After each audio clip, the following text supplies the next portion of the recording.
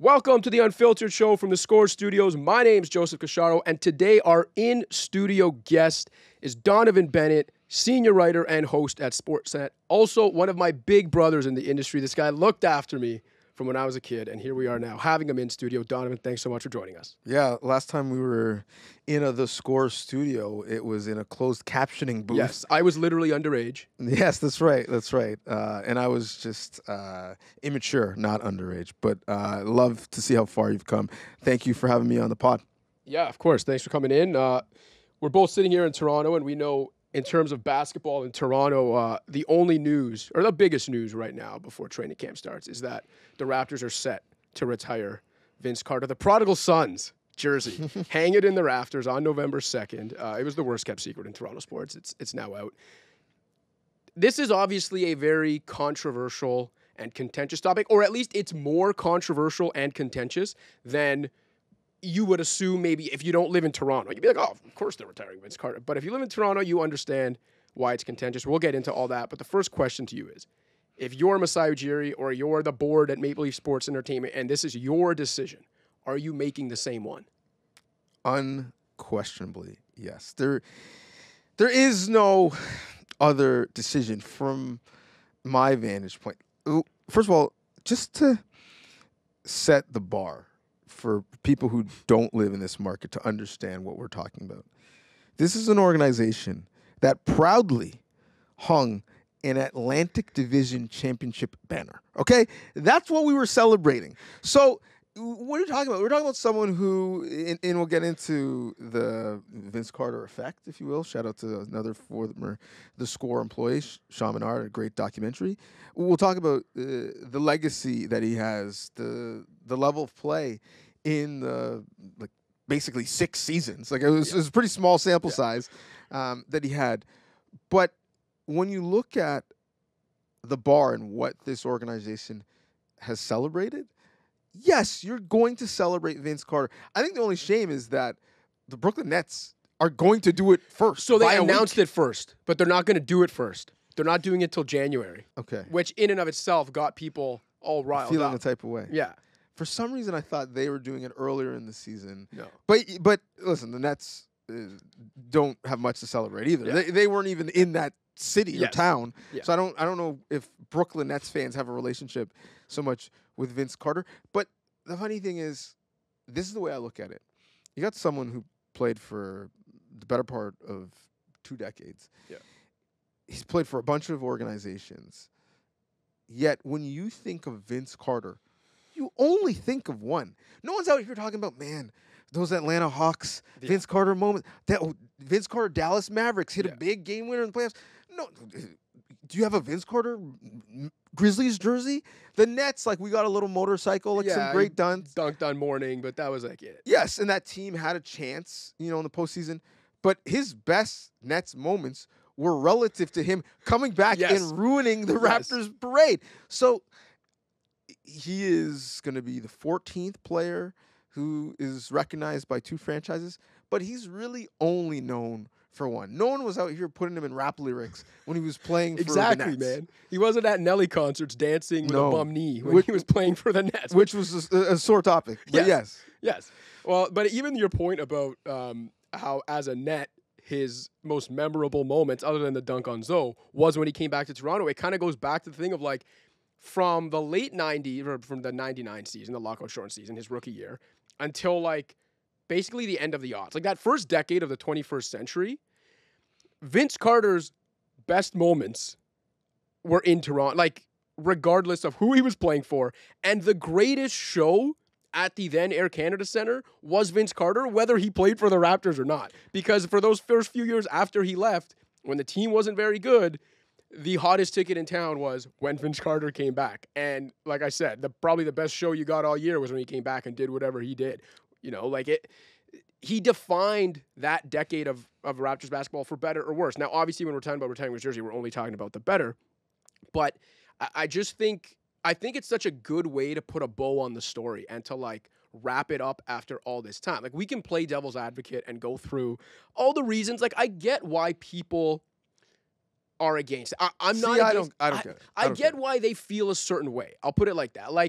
It is a bit of a unique situation. Like, look, James Harden dogged it down the stretch in Houston, but then he did, and it's one of those things where it's like the problem with Vince is he said the quiet part out loud.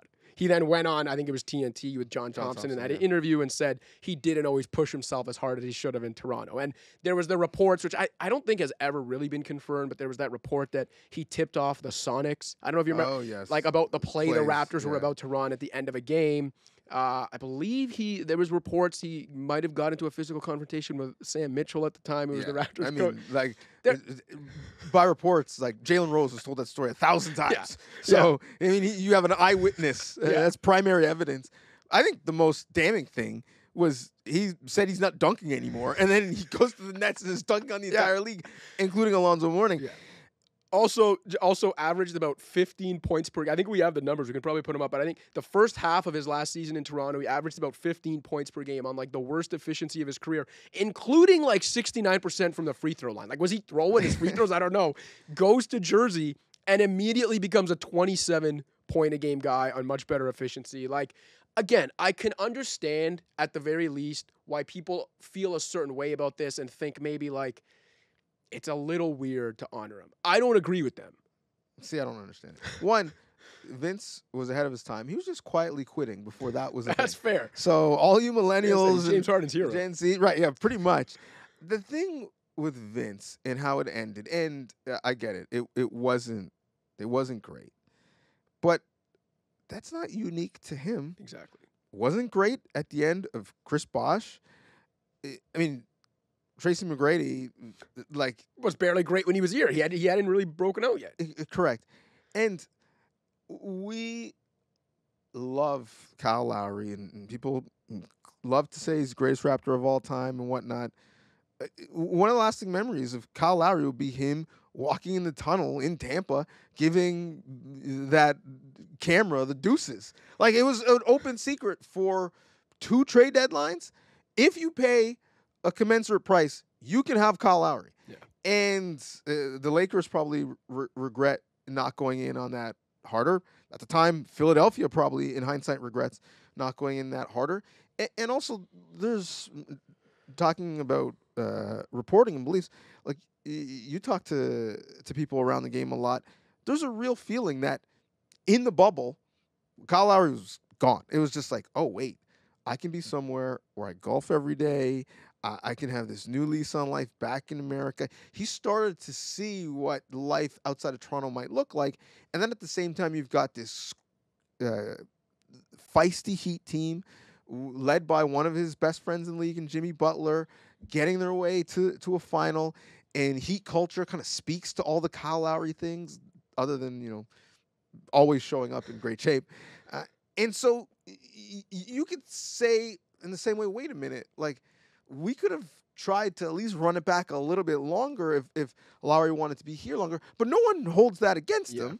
And he had a brief time in Miami that was okay, but then when it was no longer mutually beneficial, he was shipped out of there. So I can see why, if we're holding Vince against, this hard standard that you left us when you could have stayed, there's been other players who could have stayed and decided, I'm going to make a business decision and go elsewhere. The only player who was loyal to the soil through and through is DeMar DeRozan. Yeah. I don't think anybody's arguing that he should be the first one going up in the Raptors. No, I'm with you. And, like, even for the detractors that say, well, Vince is a unique situation because he didn't just quietly quit. He openly quit. Like, he loudly quit, and he only won a playoff series victory here. But my counter to that would be, yeah, but Vince in Toronto in and of itself is a unique situation for all the positive reasons, because he's one of the unique situations for what he did for the franchise, the relevance he brought to a burgeoning franchise at the time that desperately needed it, the way he put Toronto on the map as a basketball city. Like, all of those things are very unique,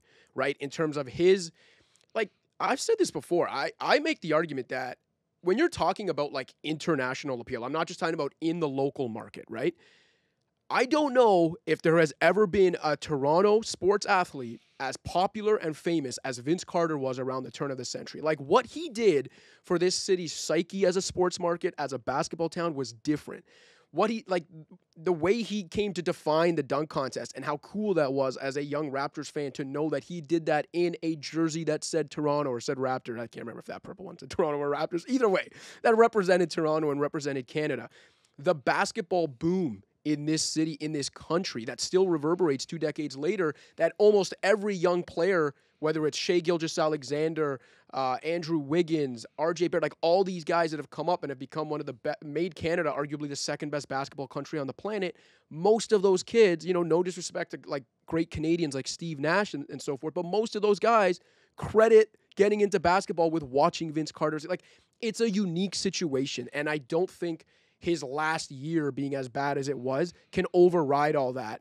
That's one. Two, it's been 20 years. Like, this is my thing. It's like, at what point, because I've seen some people say, well, it's weak to hang the jersey of a guy who like loudly quit on your franchise. But my thing is like, is it not a weaker look to still be petty about something that happened 20 years ago when, by all accounts, the hatchet's been buried? He's unequivocally said he wants to, even though this isn't the Baseball Hall of Fame where you're going to go in with a team's cap, he has said he's representing Toronto when he goes in.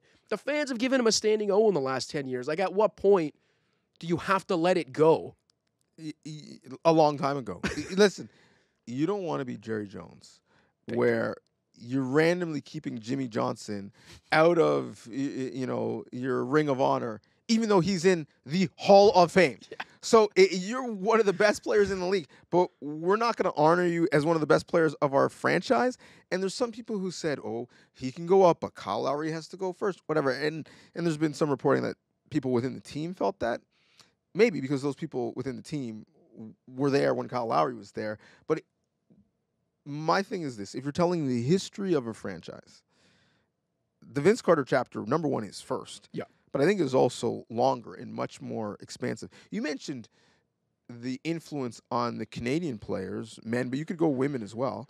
Kia Nurse is out here rocking J's in the WNBA that are colorways as a nod back to Vince Carter. But he influenced young players at that time, no matter where they were. Kevin Durant, LeBron James. Donnovan Mitchell wore his jersey. Have talked about the fact that they looked up to him, that those Nike Shocks were the shoes of record. And before that, those and ones. In many ways, outside of Skip to My Lou, he helped put and one on the map with those shoes. So culturally, pop culturally, he was a huge influence in rap videos, referenced in rap songs, jersey selling off the shelves, the leading vote getter in the All-Star game. I think for us, it's somewhat controversial how he left. For most basketball fans, the only controversial thing about Vince Carter was whether or not he should have let Michael Jordan start ahead of him in an All-Star game. Yeah, because he was so popular that he got voted in as a starter, despite the fact I think he had played like 20-something games that season. Like, it was like the Yao Ming thing, where like he barely played, but he was still getting voted in, and that, to your point, was the biggest controversy. The other thing too is we had a very, at the time, binary media in terms of the gatekeepers of information, how many people were covering the team, who those people were, who they had relationships with. So we really heard one side of the story. Vince's mom has his own parking space. He wants this, that, and the third and whatnot. This was well before the player empowerment era where, other than his interview with John Thompson, people could hear the players directly. And there were more media members who had relationships that were sophisticated, not just with ownership, but with agents, with players, with trainers.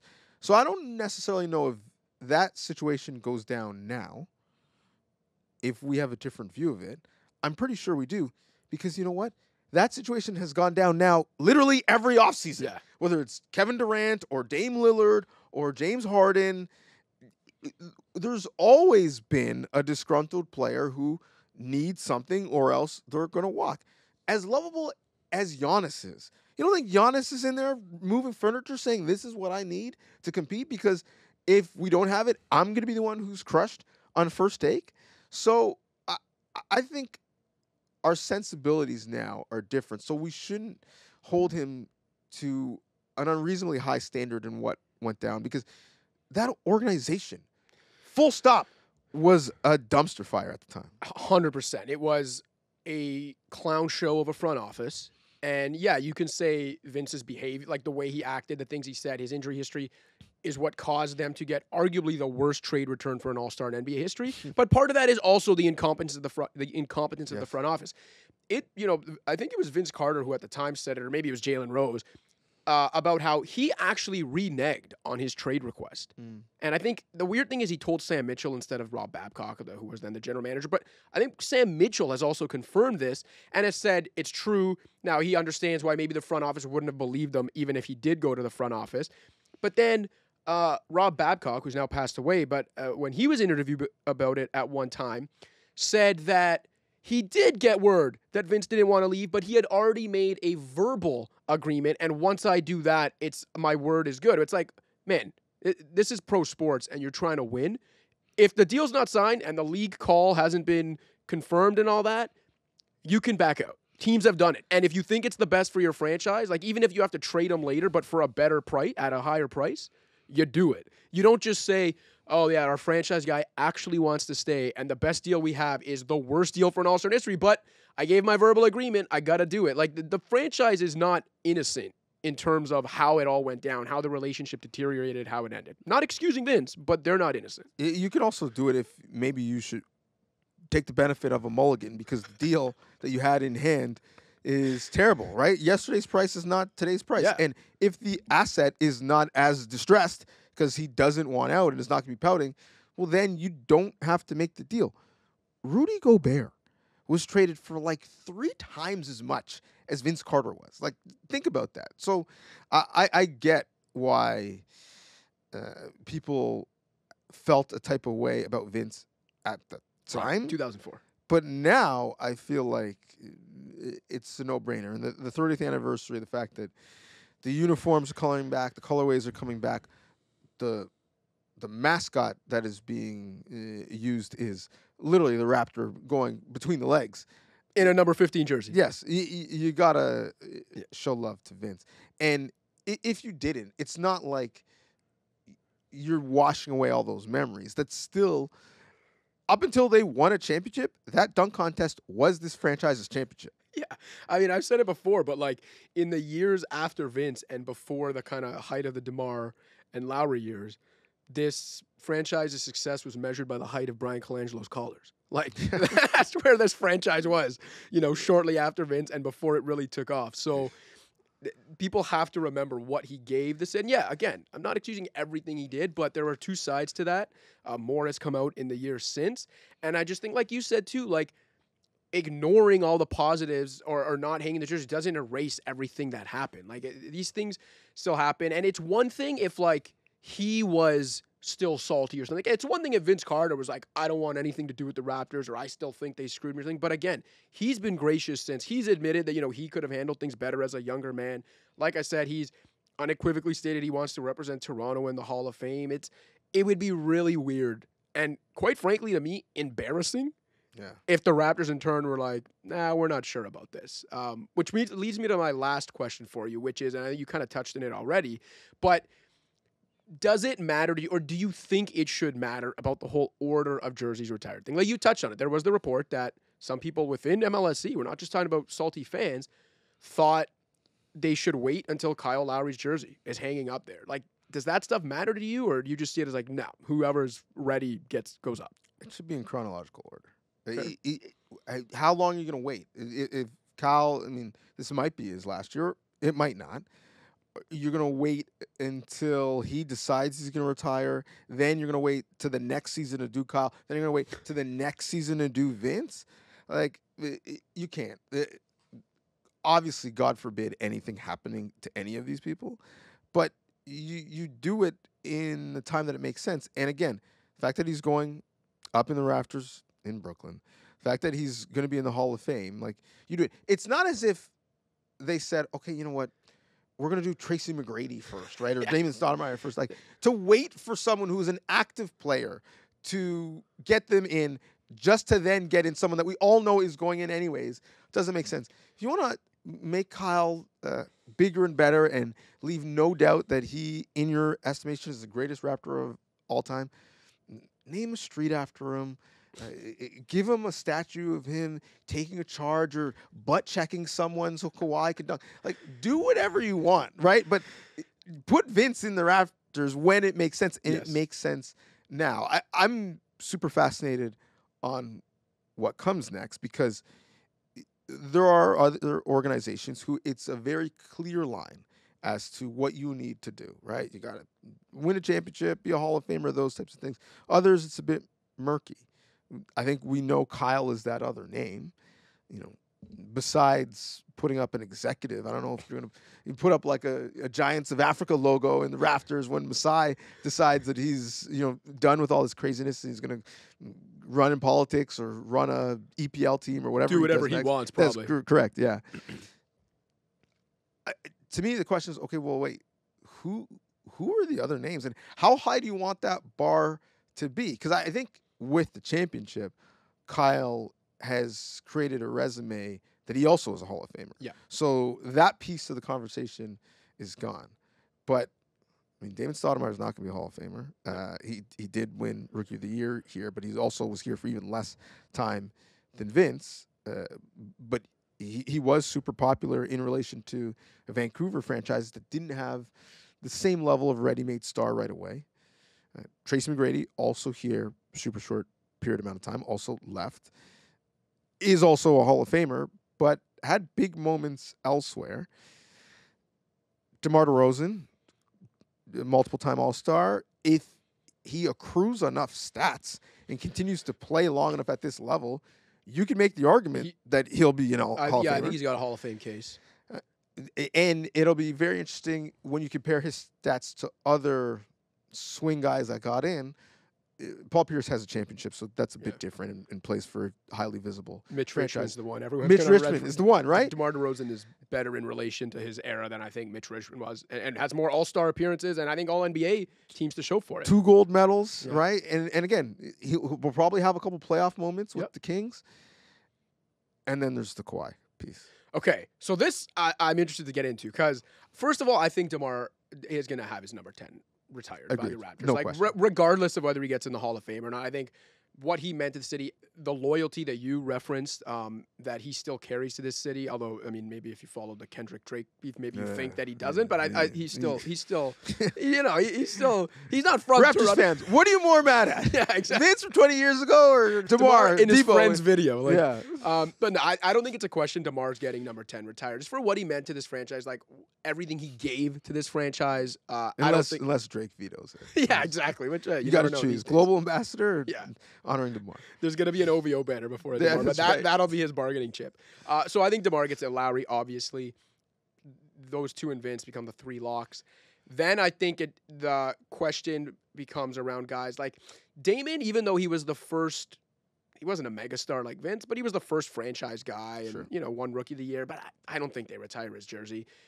The ones that you can maybe debate are like Bosch, Siakam, even a Van Vliet. Where I probably wouldn't, but I can at least see the argument because look, they were here for a long enough time. They all, in Siakam and Van Vliet's case, became All-Stars and were key components of the only championship team this city has seen in basketball ever and in sports in general in the last 3 decades. So, I can at least see that. In Bosch's case, I think it's a harder sell. But again, we are talking about a Hall of Famer who spent the first half of his career in Toronto. Kawhi, for me, is the most fascinating one. And I don't know if I'm in the minority here, but I say do it.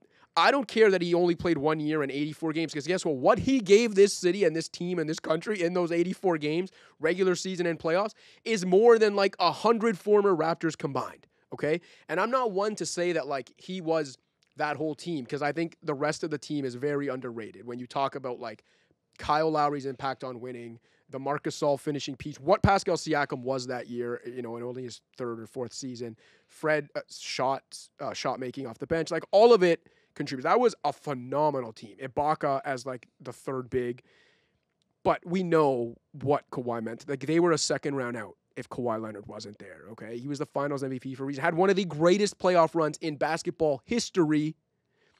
And even though he left after a year, it wasn't a contentious thing, really, even though he left as a free agent. No one can argue that. I don't care that he was only here a year. I would rather see Kawhi Leonard's number 2 hanging up there before Chris Bosh is number 4. And that's not even a knock on Bosh. Honestly, it's not. Because I was a fan of Bosh when he was here. And again, I don't hold the way it ended against him. Like, he made a business decision. He signed with the Heat to join LeBron and Wade. Good for you. I'm fine with Bosh going up there too, but I think Kawhi's more deserving of it. Like, I think after the 3 we talked about, Kawhi might be my next guy in. I agree. I think no question Kawhi should be there. The single greatest season by Raptors by Kawhi Leonard on essentially one leg. And DeMar obviously believes they would have won if he was still here. And maybe they would have. But there's no doubt they won because Kawhi was here. He was the MVP of the finals, took on an historic team with multiple Hall of Famers, and he was the best player on the floor for the entire series. He's got to go up. Listen, put Uncle Dennis in the rafters if you need to. I don't care. He deserves to be up there. Kawhi does. I think once we get past that, let's not get crazy, right? We've got the number 15, the number 7, the number 10, the number 2. We're going to go Damon, and no one can wear 20 now, too. No. We're going to go Fred VanVleet, no one can wear 23. Bosh, I think, is the line of demarcation where he is a Hall of Famer. He did play well here, was an all-star here, won his championship, obviously, elsewhere. But to your point, did leave. Bosh is the one where now you're deciding how high we want the bar to be. Yes. But other guys like a Fred, they'll be honored when you bring back the championship team after 20 years and celebrate them and whatnot. Yeah. They'll always be able to, like many Maple Leafs do, come back and make money in this city and be brand ambassadors for a bunch of different things. But I think, every year for the next couple of years, assuming these guys start to retire, and I don't necessarily think DeMar's retiring anytime soon. Kyle might be much closer. I think we can expect a new name in those rafters.